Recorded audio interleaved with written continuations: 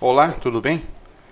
Hoje eu quero trazer para você um estudo que eu acho de extrema importância porque ele vai nos auxiliar a compreendermos como Deus funciona na questão de profecias. Um detalhe importante que eu quero trazer para você é que nada está na Bíblia por acaso, tá? Texto, uma história, nada está por acaso. E o importante é que quando nós vemos a questão de profecia, nós temos hoje, através de toda a documentação histórica que existe no mundo, através de escritores desde a antiguidade, nós temos também a comprovação das profecias. E esse é um ponto que eu estou salientando, que eu gosto de trazer para você, para que você possa ter certeza. Eu gosto de estudar profecias porque elas me dão força, me dão aí é, a certeza do cumprimento da palavra de Deus. Então, hoje eu vou trazer a você uma profecia que já ocorreu, mas eu quero que você perceba as minúcias, o que Deus escreveu através do profeta. Vamos falar sobre Daniel 11, que é um capítulo que traz muito, praticamente tem uma história enorme do Daniel 11, está bem no meio, no centro ali das atividades e das profecias em relação ao final do mundo. Mas eu vou trazer a parte histórica aqui que já se cumpriu, para que você possa ver quão exatas são as profecias que Deus nos dá. Então vamos lá, eu quero trazer para você aqui primeiramente aqui essa profecia que está em Daniel 11. Eu vou estar aqui em pequeno plano aqui para que você possa ir participando junto comigo, tá? Em Daniel 11 existe uma coisa que é muito impressionante, que é a questão do cumprimento, né? Como as profecias foram se cumprindo com exatidão, com exatidão. Então eu quero trazer essa lógica para vocês irem compreendendo. Primeiro, Daniel 11 está bem no contexto, lógico, né? Daniel 10 e 12, mas bem no contexto, no meio das profecias. E esse meio das profecias corresponde a um período enorme da nossa era, das profecias históricas. E um detalhe importante é que a visão que Daniel está tendo, tá? Se você pegar o livro de Daniel, a visão ela é progressiva. O que quer dizer que é progressiva, Fernando? É que Daniel, lembrando, Daniel ele participou aí do reino de Babilônia e participou do reino Medo-Pérsia. Ele pegou dois momentos da história, duas civilizações, dois poderes mundiais. Ele participou desses dois reinos. Então ele viu a história. Então você tem lá o começo do Daniel, principalmente a questão da estátua e tudo mais, você tem Daniel dentro do reino de Babilônia. E depois você tem agora Daniel dentro do reino dos Medo-Persas. Então ele viu essa parte da história funcionando. Por isso que a visão é progressiva, porque ela é dada a ele a partir do momento do reino que ele está, do momento que ele está vivendo. É um fato importante nós vermos isso. Precisamos entender que toda a narrativa do capítulo 10 e 11, do capítulo 10 tem seu complemento no capítulo 11. E um fato importante é que essa metodologia da divisão da Bíblia em capítulos e versículos é algo até muito novo, né? Mas um detalhe é que poderíamos ter tido desde o capítulo 10, 11 e 12 como se fosse um bloco só, para você compreender. Não são narrativas diferentes, mas são progressivas, como falei. Elas vão acontecendo.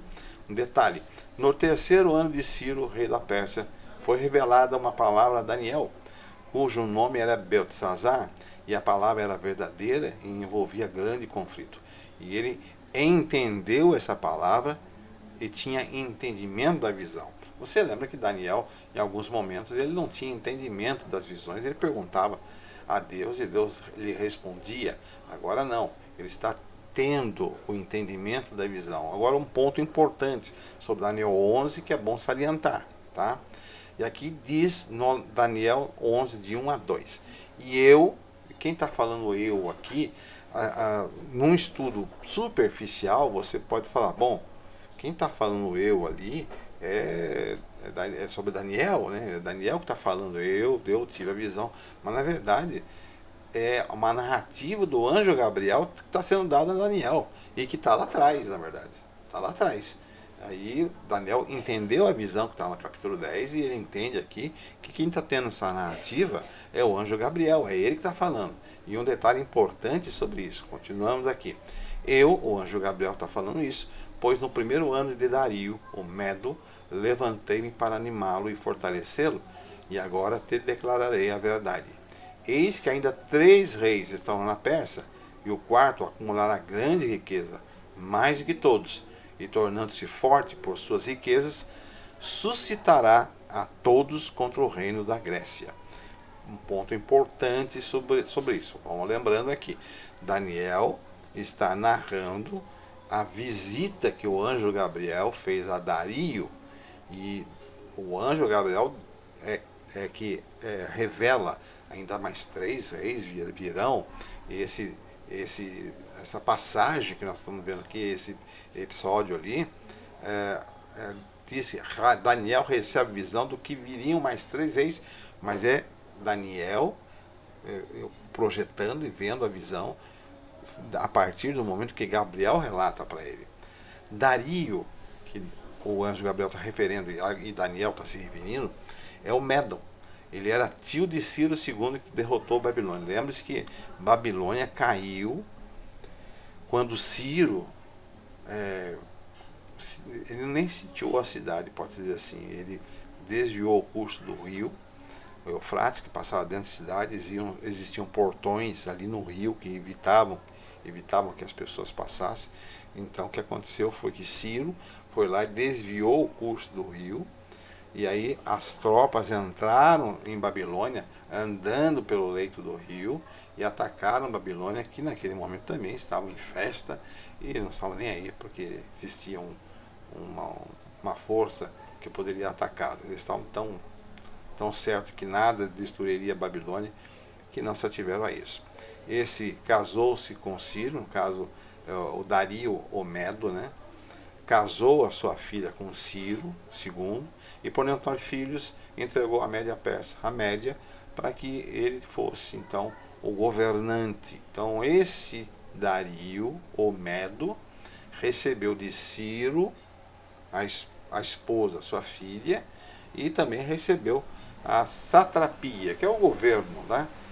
E a Babilônia também foi entregue a ele como um reino a ser governado, tá?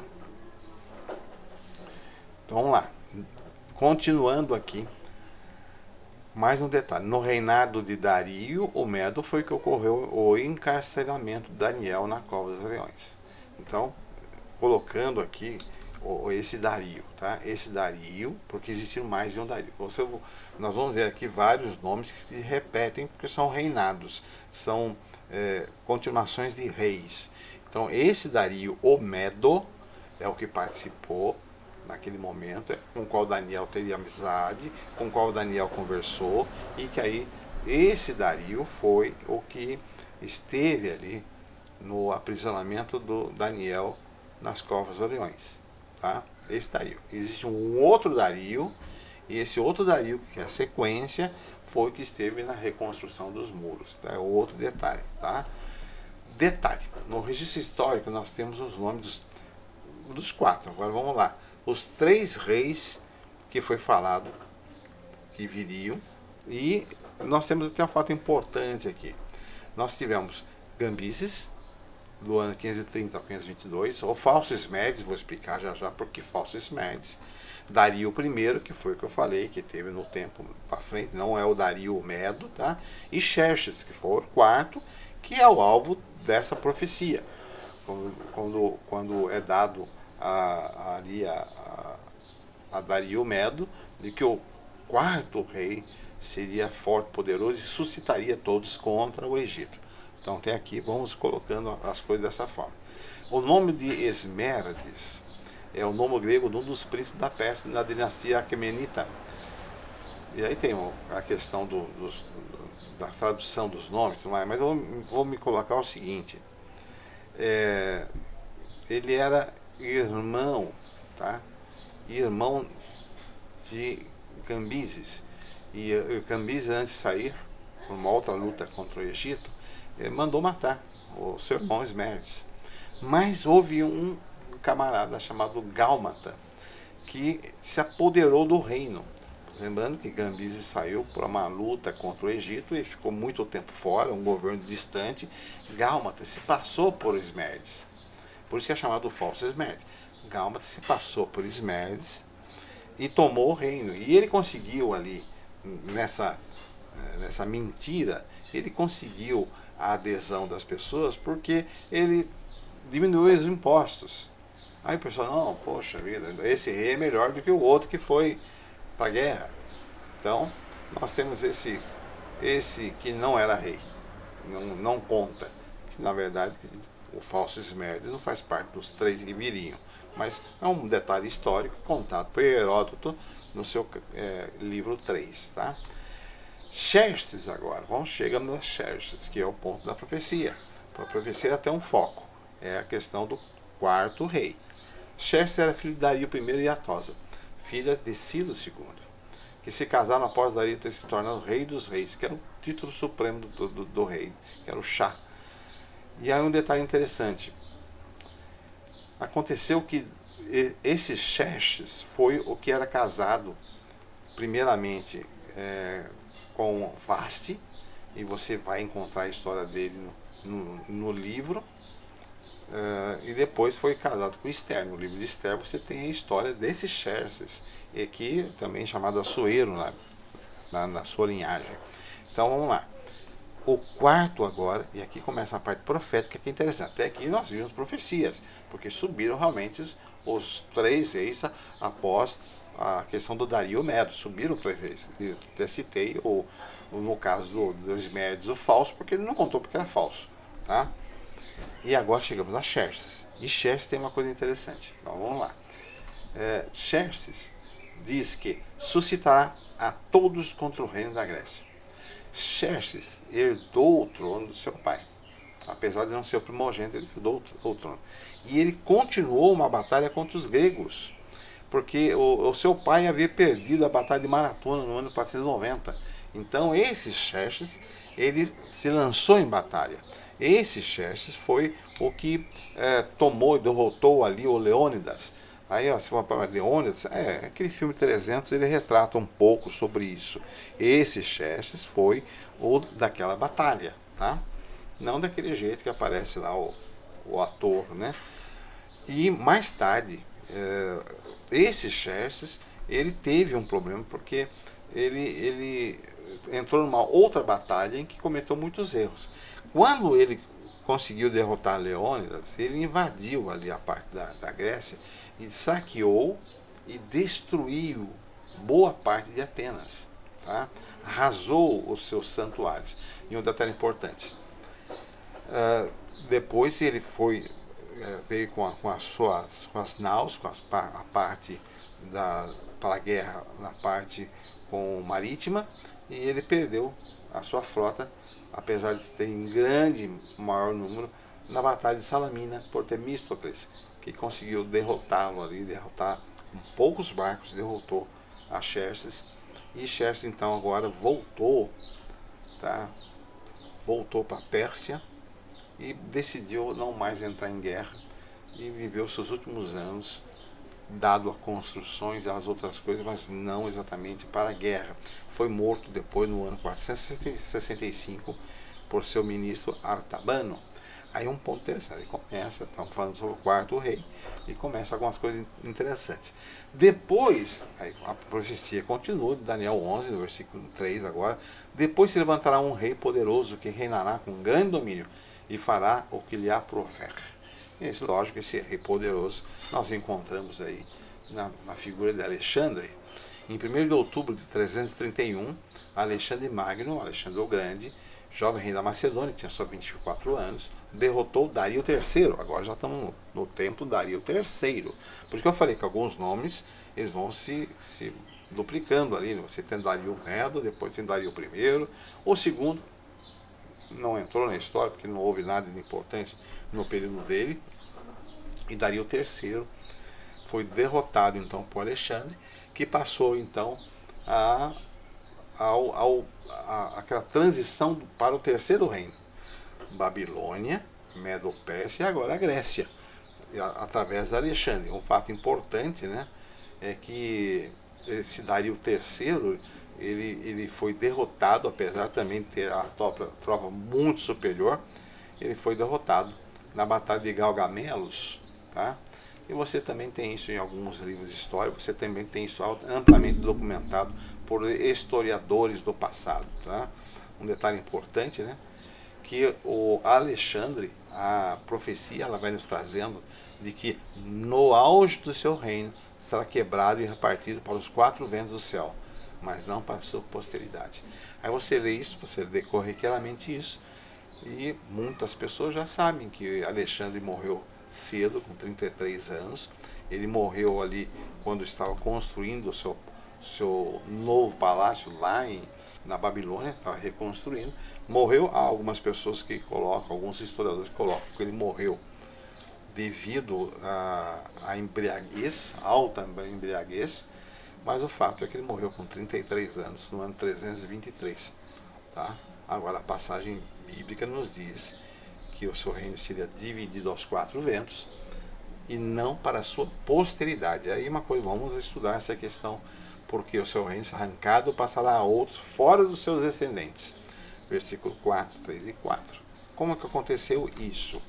A esposa de Alexandre era Roxana. Ela estava grávida no período em que ele morreu. A criança nasceu e foi batizada como Alexandre IV. E com o meio-irmão de Alexandre o Grande, né, Filipe Arrideu, ele reinou por pouco tempo. Se não me engano, só 7 anos eles reinaram. Então, Roxana agora traz ao trono o seu filho que nasceu, Alexandre IV, junto com o meio-irmão de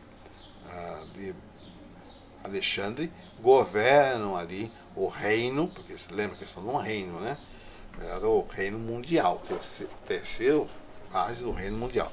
Eles governam ali, mas a passagem diz que, olha, o seu reino passaria, tá? Você tem, inclusive, outras profecias, a profecia do leopardo com 4 asas, tal, com 4 cabeças, dividir o reino da Grécia, seria dividido em 4 partes, mas não para a posteridade de Alexandre. O meu irmão de Alexandre, Filipe de Arrideu, né, e sua esposa Eurídice foram assassinados por Olímpia, que era a mãe de Alexandre o Grande. Foram assassinados no ano 317, mas, por sua vez, no ano 311, e o historiador coloca entre 311 e 312, Roxana, sua sogra Olímpia, e seu filho Alexandre foram assassinados por Cassandro. Cassandro já era um dos generais de Alexandre, e assassinaram ali agora Olímpia, Roxana e o Alexandre IV, que era o filho. Tá? Nesse período é um período de assassinatos. Né? Quando Alexandre casou com Barcina, filha de Artabalza II, ele arrumou casamento para vários dos seus generais. E ele também, lógico, se casou com Barcina e ele teve um filho. E esse filho, tá, Heracles, foi levado para ser agora, você vai ser então o rei de todo o reino da Grécia. Mas Pelicoconte, um general macedônio, ele foi subornado para que levasse o menino, né, Heracles, e matasse esse descendente. E assim, Cassandro, que temeu, fez esse acordo com Pelicoconte. Ele trouxe Heracles e matou a Heracles. E Heracles foi assassinado no ano 309. E assim terminou o reinado e toda a linhagem de Alexandre, conforme a passagem bíblica dizia. Será dividido o reino, mas não para a sua posteridade. Ninguém, até mesmo, digamos assim, o filho que do ilegítimo. Não era filho, mas não era filho ilegítimo dele. Até essa descendência foi morta. Mas no auge do seu reino será quebrado e repartido para 4 ventos do céu. Onde que se cumpre isso? Termina o reinado de Alexandre e seu reino é dividido pelos seus 4 generais: Cassandro, Lisímaco, Ptolomeu I e Seleuco I. E aí nós temos agora a divisão dos reinos.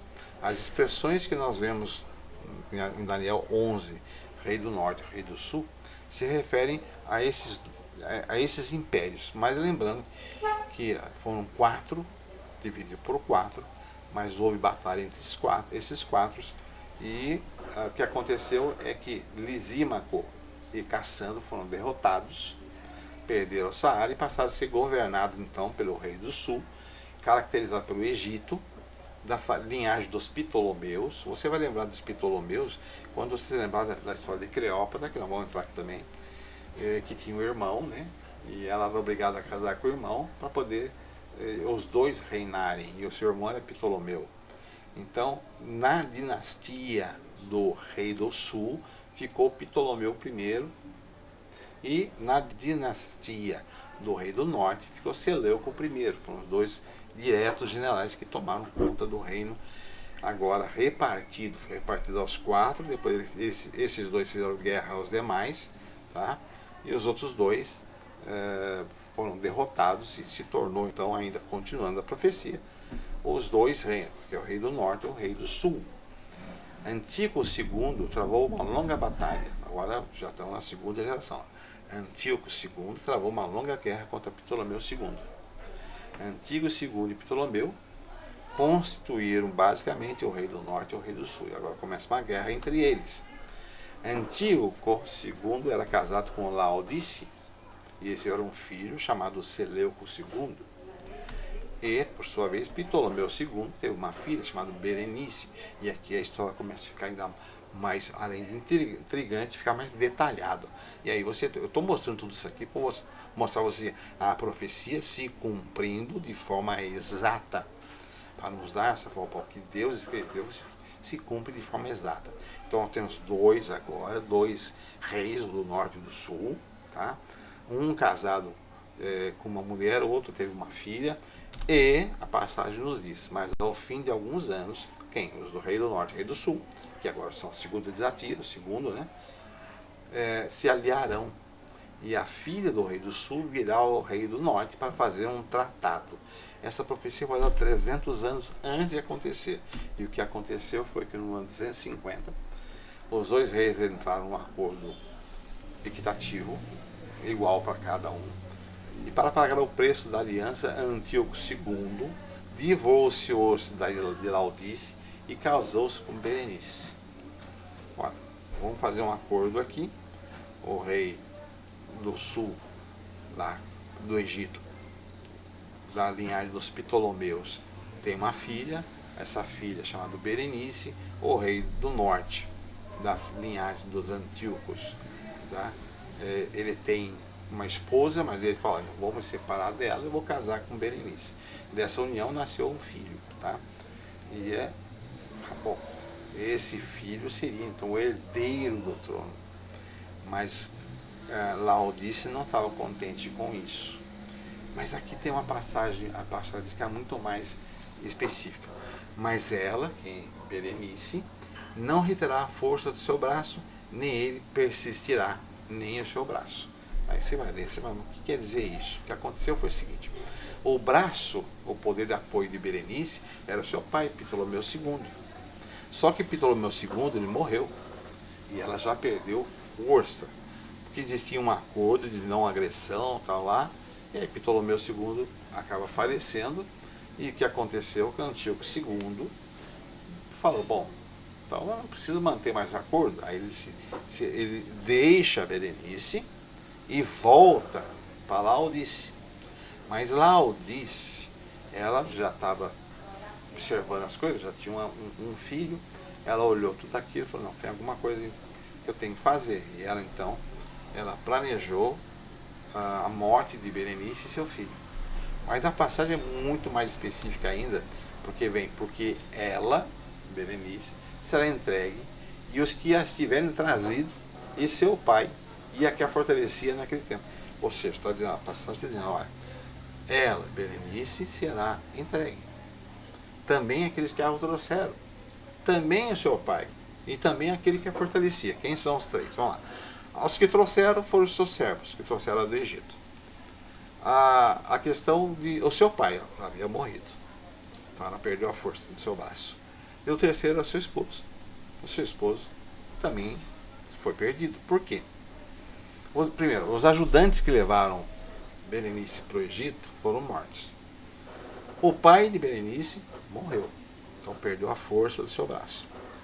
E agora seu esposo, Antíoco II, também foi morto por Laodice. Laodice falou, não, eu não vou correr o risco.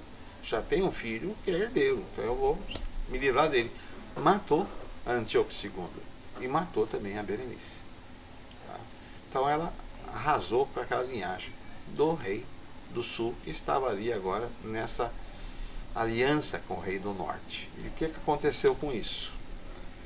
Lá, quando morreu Ptolomeu, ascendeu ao trono outro rei, a linhagem dos Ptolomeus. O que ele faria? Mas no renovo das suas raízes, falando renovo das raízes de Berenice, tá? Os parentescos dela, no caso seu irmão, mas de um renovo das raízes dela, um se levantará em seu lugar e virá com o exército e entrará na fortaleza do rei do norte e operará contra ele e prevalecerá. Também os seus deuses com as suas imagens de fundição e com os seus objetos preciosos de prata e ouro levará cativo para o Egito. E por alguns anos ele persistirá contra o rei do norte e entrará no reino do sul e tornará para a sua terra.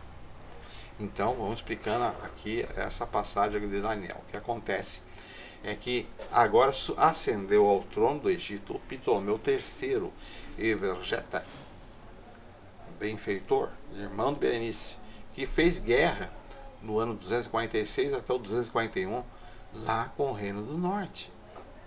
Tá? Atacou o Reino do Norte, lembrando que o Reino do Norte agora não está mais em Antíoco, porque ele foi morto por Laodice. Mas ele atacou o Reino do Norte e matou Laodice. E voltou com imenso despojo, na parte de, como está na passagem bíblica, de ídolos, prata, ouro, voltou com tudo isso. Um detalhe interessante é que parte desse despojo que ele tirou lá do Rei do Norte, tirou lá de cima e trouxe de volta para o Egito, eram parte do que um dos seus parentes havia perdido numa batalha anterior, quando foi feita a batalha em 530 com Cambises.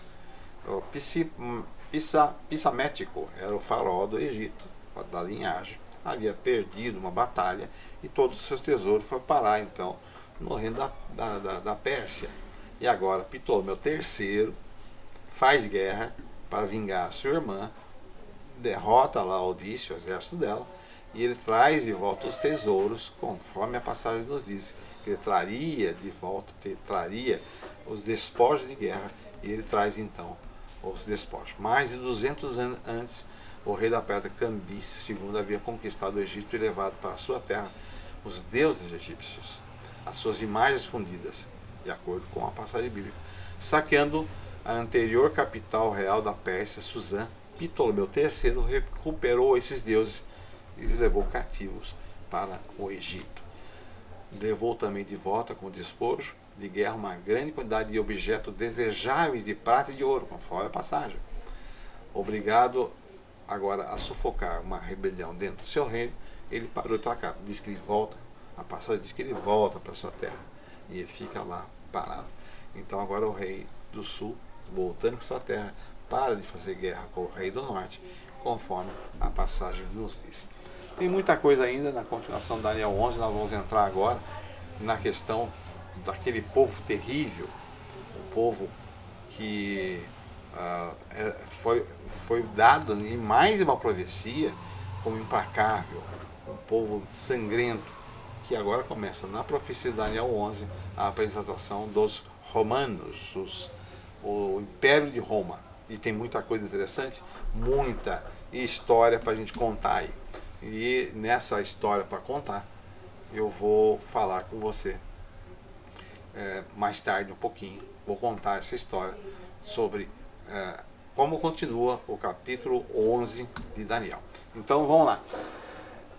Nós vamos falar na sequência já no próximo estudo sobre como continua essa profecia até o final dela, no capítulo 11, que nos mostra os reis em guerra. Espero que você goste e nós estamos estudando profecias que passaram, mas vão chegar em profecias que vão se cumprir, para mostrar para você o seguinte, que a Bíblia não tem historinhas apenas, tem profecias, as profecias são comprovadas através da história, e nós temos vários historiadores que mostram o cumprimento das profecias. Que Deus te abençoe. Nós vamos voltar já já com essa outra parte aqui. Vamos trazer você no próximo estudo a continuação de Daniel 11, que é muito interessante. História e profecias juntas.